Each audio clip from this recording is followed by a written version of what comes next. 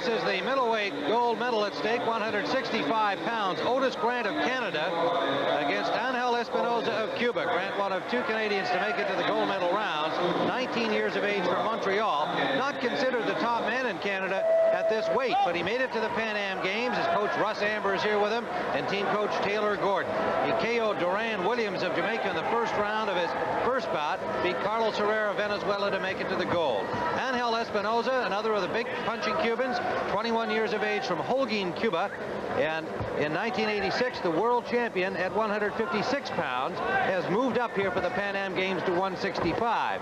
He knocked out the American Darren Allen in the first round of their bout, and then defeated Juan Montiel of Uruguay with a knockout in the first round of that second bout. That's when, Gil, you may recall, the Uruguayan coach threw in the towel. We thought that Montiel, a real tough guy, should have gone on a little more against Espinosa. Very strange because he was a good puncher. Speaking of good punches, Tim, Espinosa has a lethal right hook, and there's nothing wrong with his straight left hand either. He can punch.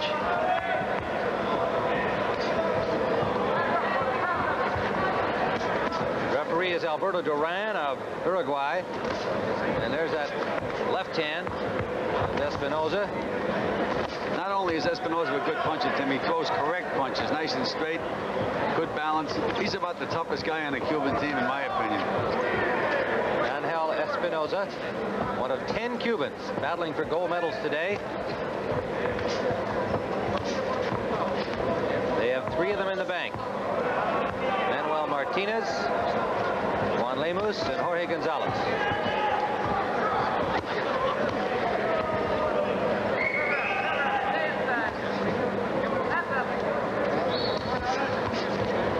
Well-trained, goes right back with that right hook. 1-2, back with the hook. And he hurt Grant on that last exchange. Grant backed up for a breather.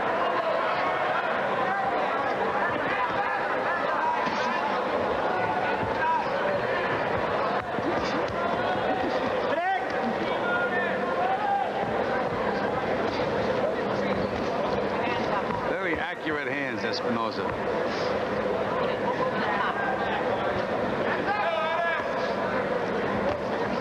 Nice jab by Grant.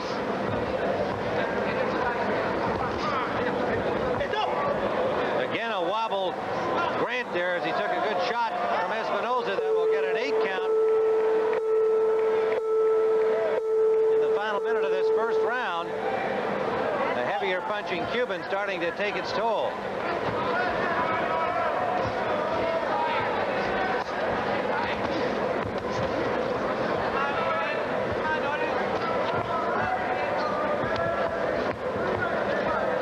See somebody get Espinosa into the last round because he's so used to knocking guys out early. See if he's got any stamina.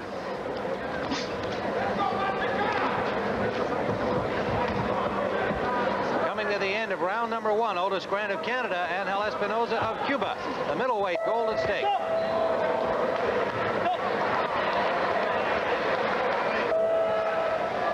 Round number 2 for the middleweight gold. Ángel Espinosa on the left of your screen, now circling to the right. Otis Grant of Canada in the red and white. We saw the first round for the Cuban boxer Espinosa. 2 hard punching middleweights. Standing 8 count delivered to Grant in round 1. There are so many southpaws in this tournament, Tim. Now here's a case where we have southpaw against southpaw. And the reason that there are so many southpaws in the amateurs, a lot more than in the pros, is because pro managers don't like their fighters to fight southpaw, so they turn guys around. But in the amateurs, they stay southpaw.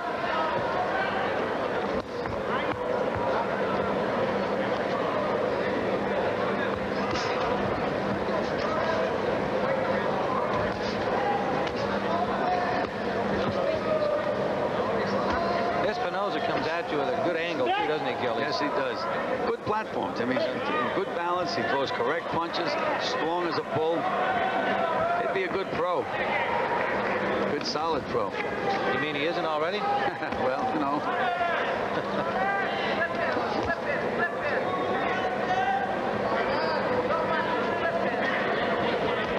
Oh, great left hand by Grant. Shook his head. Shook that one off. Again.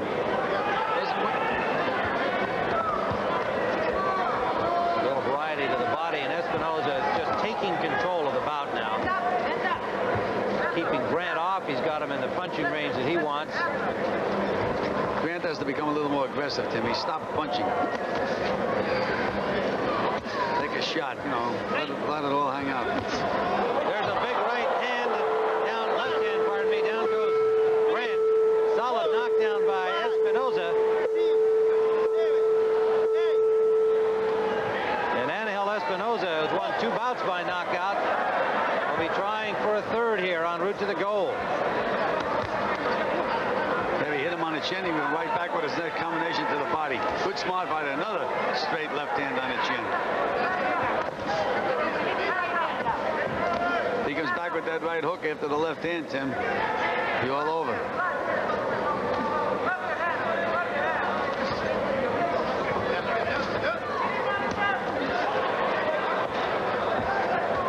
Espinosa just turned it into target practice here. Grant certainly had a lot taken out of him here early in the second round, and then the knockdown blow.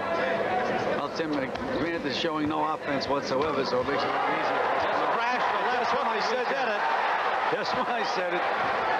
Can happen. It'll only make Espinosa angry. Finally got him to back up a little bit as we come to the end of round number 2. A big round for Espinosa again. Those final seconds won by the Canadian, but that's about all that we saw.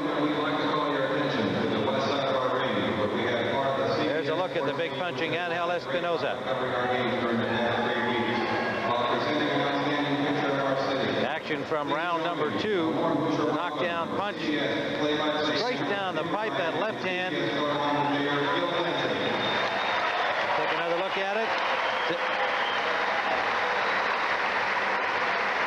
Otis Grant getting some attention in his corner from Taylor Gordon, Canadian coaching staff. He'll have to come up with something big here in round number 3. Gotta let it all hang out, Tim. Take a shot. You know, I know it's easy to say when you're up against a bomber like Espinosa, but if you're going to try to win, that's what he's going to have to do. You have to expose yourself. Take chances.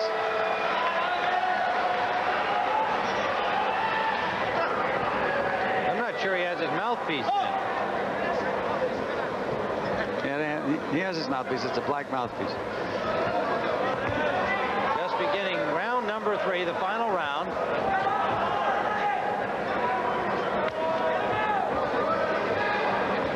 Espinosa seemed to enjoy it when Grant threw a couple of punches at the end of the last round. He was happy when he went back to his corner. Well, we said we were going to look at his stamina department, see if he gets tired. So used to going back to the corner after 1 round. Now he's in the 3rd.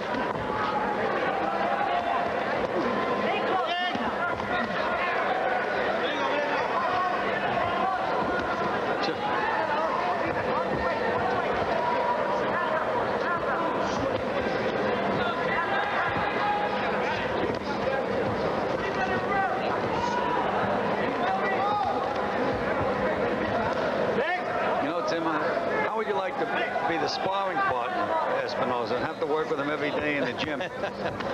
Well, they've got so many bombers on this Cuban team. I'm sure they go through an awful lot of sparring partners. You think about welterweight Juan Lemus, Pablo Romero, the light heavyweight. They've got some punchers.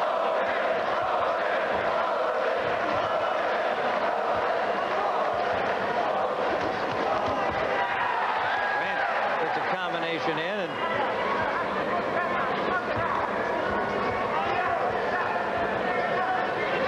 Espinosa continues to set the tempo, dictate the movement in the ring.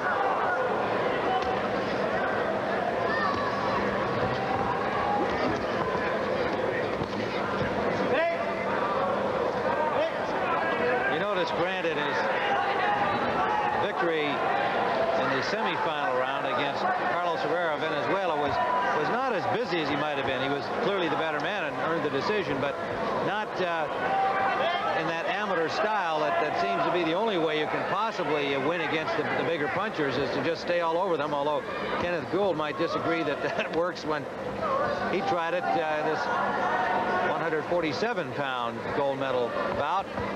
It worked against him. At least the judges saw it for the Cuban, Lemus.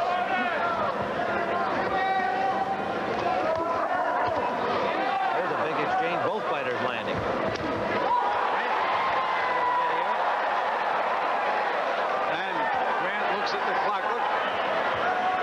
Espinosa likes the action. Right, he sure does. He likes it. He's a little tired. Third round, he's a little tired. Final seconds of the bout.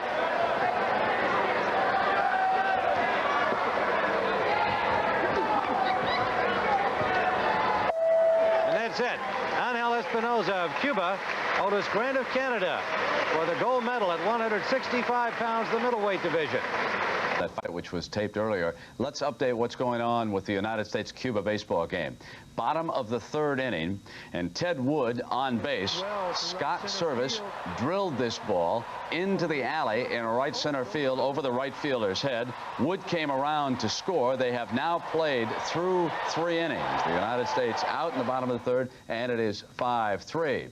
So let's go back now to the ring announcer and pick up the decision in that bout. Ladies and gentlemen, in our previous bout, we have a unanimous decision. Señoras y señores, en el combate anterior, tenemos una decisión unánime. With the winner, in the blue corner from Cuba, Ángel Espinosa.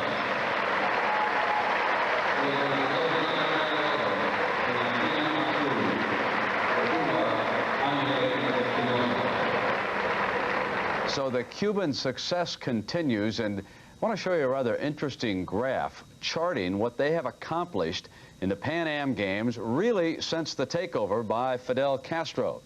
Now watch how their success has soared in these games. Now this is a combination of all the sports. You're certainly aware of the baseball and the boxing, but keep in mind that they've done well in gymnastics. They have pushed the United States in track and field, and there is no doubt as to which country in this particular hemisphere now has the strongest athletes outside of the United States. And I want to bring in the two gentlemen who just called that fight, Tim Ryan and Gil Clancy. And Gil, the boxing success, and we saw them dominate here this afternoon. Are they clearly the best in the world? How will they do against the Russians and the other countries at the Olympics next year? Well, I think the United States, Russia, and Cuba are the dominant powers in boxing right now.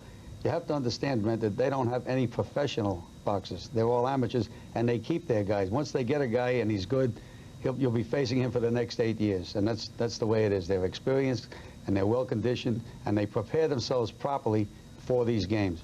Tim, what's your observation of the Cuban boxers that you've seen? Well, I think what we've got to be impressed with is the fact that they're showing new faces here, leaving well-known boxers at home and introducing some new guys that are 19, 20 years old, and they're very impressive. One of them, Juan Lemus, even though he won a controversial decision over Kenneth Gould, is clearly a guy on the rise. Espinosa's 19, the heavyweight Savona's 19, so they continue to introduce into their national teams good young boxers on the rise. We talk about Cuban baseball players who could make it in the major leagues, Gil, and you mentioned professional fighters. How many of the Cubans that we have watched would have an opportunity to become world champions? Well, I think, for example, that this kid, Davon, a heavyweight, he's only 19 years of age. You remember Stevenson? I think this kid may be another Stevenson. He may win the Olympics for the next 2 or 3 years. Two or three times, I mean. Now, if he moved to the United States and got a good trainer, he could be a great pro fighter. Espinosa, the middleweight, is another guy. He looks like Marvin Hagler. Does everything right, can punch with either hand, but again, they remain amateurs. So 4 years from now, our kids will be facing an Espinosa or Devon, the same guys, and they're tough. Tim, you still think the Gould decision was a bad one? Oh, yes.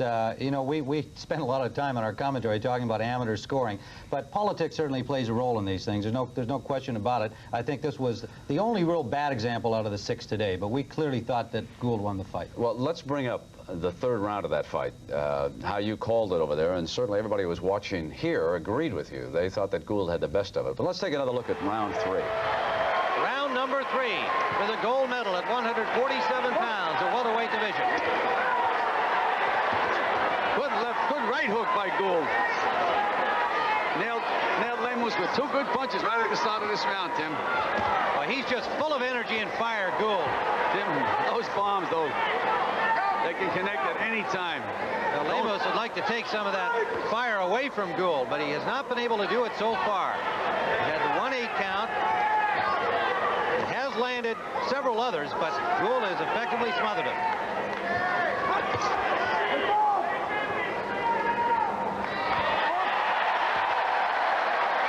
Gould is just a whirlwind in there. He can't wait to get back at the action and sticking his chin right on the chest of the Cuban boxer. Well, that's where it belongs to him. That's where he has to be. See, those left hooks of Lemus are going right around his neck. And he's punching short inside. Right hand around his neck. And he's scoring the points. Now, you tell me why the referee was yelling and stopping. I don't know. Meanwhile, Gould is out hustling. Yes, and he just landed a good combination that got Lemos's attention. Minute gone by in the final round. The crowd coming alive now. Chance of USA for Kenneth Gould. The world champion trying to add the Pan Am gold to his collection. Tim, he's scoring points. They say they're supposed to count punches. You'd have to have a computer to count the punches that Lemos is throwing. I mean, excuse me, Gould is throwing. Now, why did the referee stop the action? I have no idea. I wish you wouldn't ask me. I haven't figured these guys out any more than you have, Gil. One reason might be to give a boxer a rest if he so chose to do. Or to put Gould out within punching range.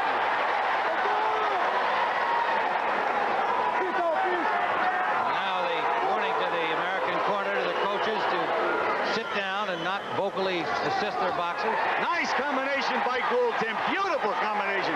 5 or 6 punches to the body and 1 back up to the head. And there he goes again. Just staying right on top of Duverhel, except when the referee breaks them. On top of Lemos, Tim.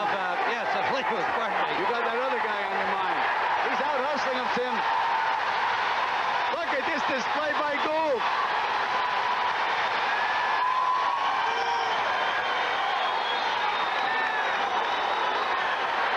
Tim, he's walking right into the puncher now, and he's out muscling him. Kenneth Gould with 40 seconds to go in the bout. He's been a whirling, punching dervish since the opening bell. There he comes, Tim, like a freight train. Lemos just can't find punching room. Kenneth Gould is absolutely sticking to him. Tim, I can't believe he's walking right in. Doesn't have to do that now. Well, you never can be sure, and I'm sure he's had enough of these close decisions. He wants this win. He's lost twice to this young guy. Trying to assert his dominance and win the Pan Am gold.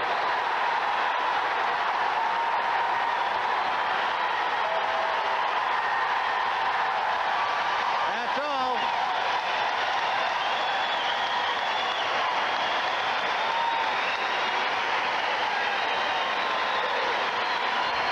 That was a very impressive final round by Gould. What was the scoring like for just that round, Gil, on the 5 card? Well, that's what happens, Bert. 4 of the officials gave the last round to our guy. The one guy that gave it to the Cuban, he had to give him that round to give him the fight. He had it even going into the last round. So therefore, he gave the last round to the Cuban to give him the fight. Yeah. I don't want to take away anything from the Cubans, though. Maybe one bad decision. I think the point is they have come here, Tim, with a tremendously talented boxing team. And when I was in Havana, they weren't there. They took the Cuban boxers over to Mexico for like about almost 2 months to train at altitude down there, and I guess it's helped them. Well, Gil made an interesting point today that the U.S. team finishes their preparation in selecting the team with 2 competitions, the Olympic Festival and the Pan Am Box-Off, that are immediately prior to the Pan Am Games. I spoke to the Cuban coach later this afternoon after the competition was over and asked him how they do it. They select their team in May and then take this training session that you described with no further competition. That might be a better way to go. Right. Gil, tomorrow now, who do we look forward to seeing for the American team? Well, I like Kelsey Banks to win, and I think Todd Foster's in tough. Again, he's in with a guy who 8 years ago, Tim and I compared to Tommy Hearns. 8 years later, he's still boxing as an amateur. We have a young kid that's been fighting for 2 years in the amateurs. Okay, well, we look forward to those 2 bouts tomorrow. They'll be exciting. All right, Tim.